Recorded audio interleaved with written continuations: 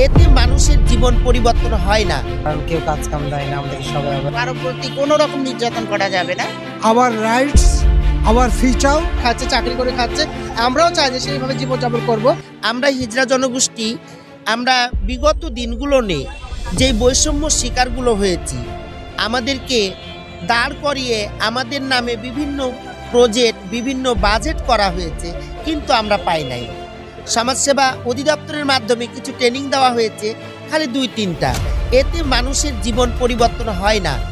আমরা বিগত দিনগুলো নিয়ে যেই মানবাধিকার লঙ্ঘিত হয়েছি, মানবাধিকার বিষয়ে আমাদের জীবনমান উন্নয়নের জন্য কিছু পাই নাই, বা কিছু পেয়েছি সেটা আমাদের কাজে লাগে না। এই কার্যকারিতাগুলো যাতে আর না থাকে, আমাদের মানবাধিকার সম্বন্ধে যাতে সরকার এবং বর্তমান যেই আমাদের অন্তর্বর্তীকালীন সরকার আছেন তার কাছে আমাদের চাওয়া এই মানবাধিকার বিষয়টা তিনি বাস্তবায়ন করেন, এবং বিশেষ করে হিজড়া জনগোষ্ঠী যারা আমরা লিঙ্গ বৈচিত্র্যময় জনগোষ্ঠী আছি তাদের জীবন মান উন্নয়নের জন্য তিনি যেন কার্যক্রম হাতে নেন। আমাদের বাসস্থান নেই, চিকিৎসা নেই, আমাদের ভালো কোনো জায়গাতে খাদ্য বা পোশাক পরিচ্ছেদ সেগুলো নিয়েও আমাদের বৈষম্য আছে। আমাদেরকে লোক দেখানো হয় কিন্তু আমাদেরকে দেওয়া হয় না, দিলেও সেটা সীমিত, যেটা কোনো কাজে লাগে না।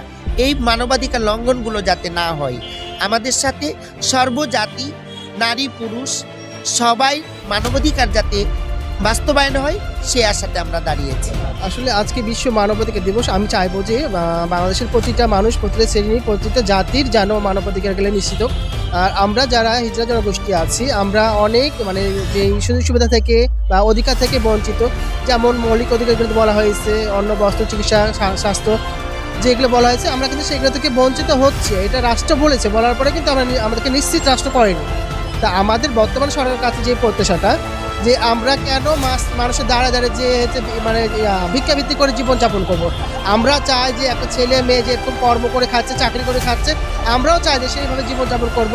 এবং সরকারকে আমাদের প্রত্যাশা যে আমাদের জন্য বাসস্থানের কোনো ব্যবস্থা নেই, আমাদেরকে অনেকে ভাড়াও দিতে চায় না। তা আমরা চাই যে আমাদের জন্য একটা বহুতলা ভবন করে দেওয়া এবং ভোকেশনাল কিছু ট্রেনিং দিয়ে আমাদের কর্মসংস্থানের ব্যবস্থা করে আমাদেরকে সমাজে মূল স্রোতে আসার জন্য তারা যেন সহযোগিতা করে।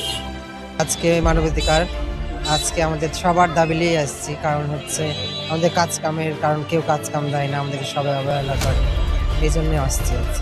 10 ডিসেম্বর আন্তর্জাতিক মানবাধিকার দিবস। আমরা জানি যে এবারের প্রতিপাদ্য বিষয় hour rights, our future, right now, অর্থাৎ আমাদের